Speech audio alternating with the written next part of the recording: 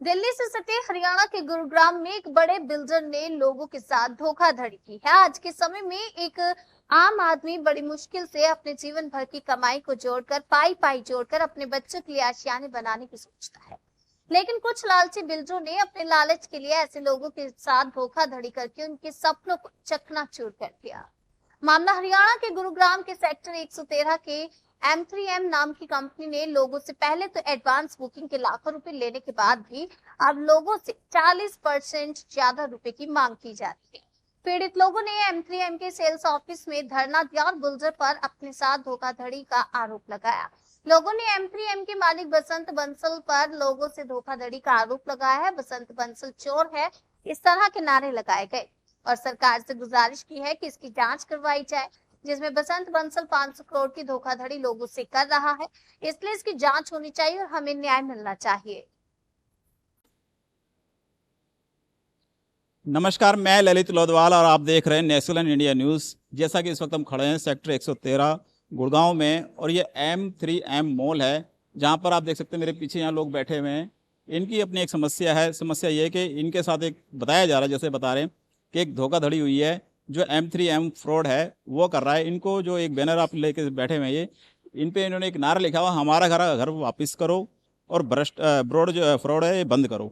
अब लेकिन बात करने के लिए हमारे साथ हैं ये लोग यहाँ के कि क्या इसका मुद्दा है, क्या इनकी डिमांड है, क्या कारण है कि ये एक मॉल के अंदर बैठे हुए हैं सारे।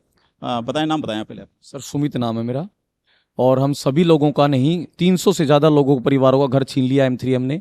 घर किस प्रकार से छीना है, 3 साल पहले इन लोगों ने हमसे बुकिंग पैसा लिया, फ्लैट के लिए पैसे लिए 10, 20, 30, 40 लाख रुपए लिया हम लोगों से इनने। उसके बाद क्या करते, 3 साल तक इंतजार करवाता है और अब कैंसिलेशन लेटर दे दिया जाता है कि आप लोगों का यूनिट कैंसिल कर दी गई बिना किसी रीजन के। कह रहे कि हमने आपसे कोई ऐसा कारण बताया कि भाई कैंसिलेशन क्यों करी है, सरकार की तरफ से या अपनी तरफ से, या कोई और कारण बताया? M3M का कहना है कि आप लोगों ने पैसे नहीं दिए। हमने कहा आपने पैसे मांगे कब हमसे? इन्होंने पैसे ही नहीं मांगे हमसे। पैसे मांगने का तरीका क्या था? इलीगल तरीका। इन्होंने पैसे कैसे मांगे? बायर से व्हाट्सअप कॉल करके। कोई लीगल ऑफिशियल मेल नहीं, कोई लीगल तरीके से ऑफिस में बुलाया नहीं गया, किसी को ऑफिशियल लेटर नहीं दिया गया कि जी आपकी पेमेंट का टाइम आ चुका है। जबकि पेमेंट प्लान ही ये था कि 10% या 30% या 40% एडवांस दो, बाकी सारा पैसा एंड ओवर पे दो। आपने जो पहली पेमेंट करी वो कैसे करी? ऑनलाइन M3M के अकाउंट में सर। हाँ, कुछ लोगों ने चेक से दिया है, कुछ लोगों ने ऑनलाइन पैसा ट्रांसफर किया गया है। तो अब हमारी यूनिट रीसेल की जा रही है। हमारी यूनिट कैंसिलेशन लेटर भेज के लोगों को रीसेल की जा रही है। तो हम लोग यहाँ इसलिए बैठे कि जी हमारी यूनिट रीसेल ना हो। हम लोगों ने केस भी किया है, लीगल केसेस चल रही है, जबकि M3 हमारी कोई सुनवाई नहीं कर रहा है। हम लोगों को इनके सेक्टर 65 सेक्टर में हमने कई बार जाके मिलने की कोशिश की गई है। पिछले 1 महीने से हम लोग ट्राई कर रहे हैं, किसी को नहीं मिलने दिया जा रहा है। हमारी FIR दर्ज हो जा रही है। हमने एप्लीकेशन दी है कमिश्नर साहब को, उसमें भी 15 से 20 दिन पहले हम लोगों ने मंत्री साहब से मिले हैं। हम लोगों ने जो हो सकता वो ट्राई किया, लेकिन ये लोग हमारी यूनिट्स को रीसेल कर रहे हैं बार बार। तो हम लोग यहाँ इसलिए बैठे जी हमारी यूनिट मत बेचो जब तक कि हमारी यूनिट हमें वापस दो। और दूसरा, इन्होंने हमसे मीटिंग के लिए बोला कि मीटिंग के लिए आओ। हम लोग गए तो ये लोग क्या कह रहे हैं कि हमारी यूनिट जो हमने पहले बुकिंग अमाउंट पे लिया था, बुकिंग प्राइस पे, अब उससे 15 से 20 से 25 लाख रुपए बढ़ा के हम लोगों को वापस बेच रहे हैं। सर मेरी चीज जो मैंने खरीद चुका हूं 3 साल पहले, दोबारा से मैं क्यों खरीदूं सर बड़े रेटों में? कारण क्या बता रहे हैं कि जो ये प्राइस बढ़ाया जा रहा है? कोई कारण नहीं सर, इनके पास कोई कारण नहीं, सिर्फ एक कारण है, लालच। सिर्फ लालच है इनके पास, वो कुछ नहीं है। हाँ सर। देखिए, जैसे बता रहे हैं कि जो लोग हैं यहाँ पर, जो भी मैनेजमेंट के जो लोग हैं, M3M के जो लोग हैं, उन्होंने जो पहले प्राइस बताया उस प्राइस के बाद फिर प्राइस को बढ़ाया जा रहा है। आप बताएं क्या कारण है बोले जो इस तरीके से लोग हैं?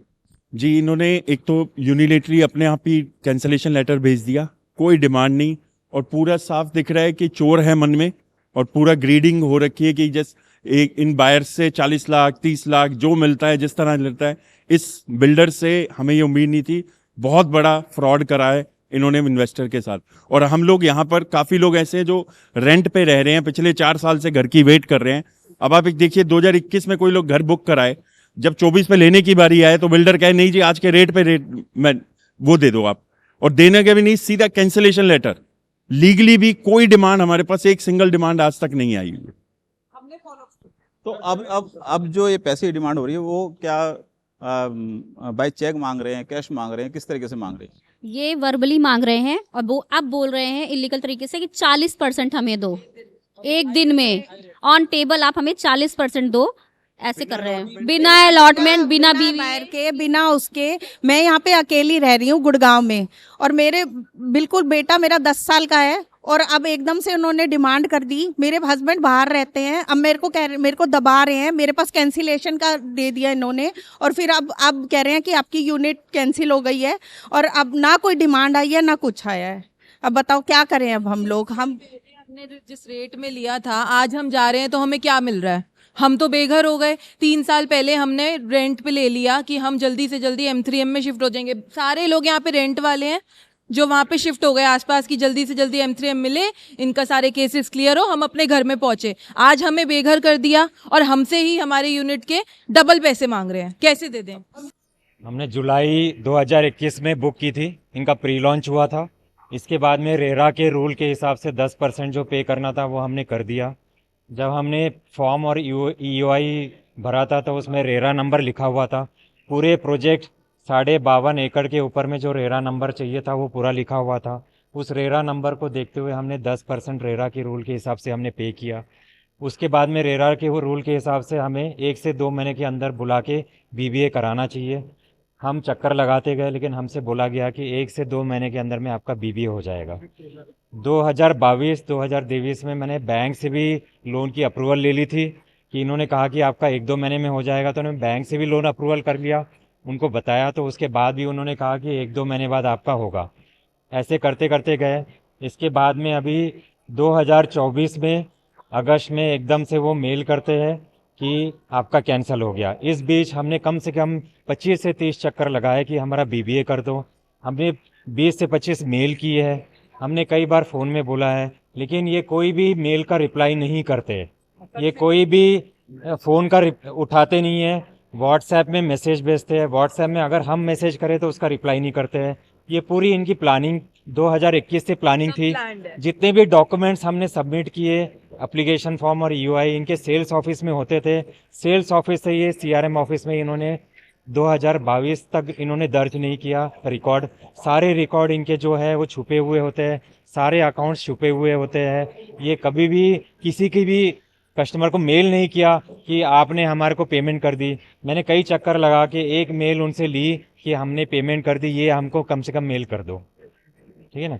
तो काफ़ी ये प्री प्लान था इनका। ये पहले से प्लानिंग थी कि हम लोगों को पहले बुकिंग लेंगे, उससे हमारी प्रोजेक्ट की सारी बुकिंग लेके हम सारे प्रोजेक्ट्स के दाम बढ़ाएंगे। सारे प्रोजेक्ट्स के जब दाम बढ़ाएंगे तब कैंसिल करेंगे, और उसके बाद में वापस इनको बेचेंगे या हम दूसरे को बेचेंगे।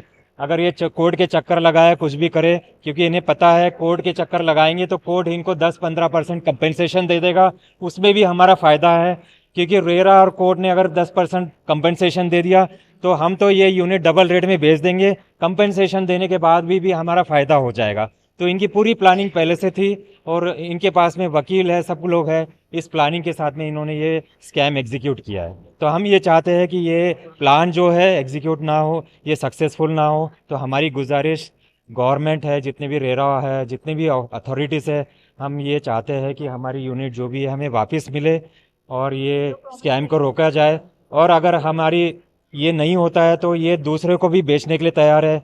तो क्या है, 2-2, 3-3 लोगों को ये यूनिट बेच दी जाएगी। सब लोग कोर्ट के चक्कर लगाएंगे और इसका फायदा M3M को सीधा सीधा होगा। अभी इस बिल बोर्ड्स पे हमारी एडवर्टाइजमेंट चल रही थी। यहाँ पर हमारी ही एडवर्टाइजमेंट, हमारी ही यूनिट को बेचने के लिए एडवर्टाइजमेंट लगाई हुई है।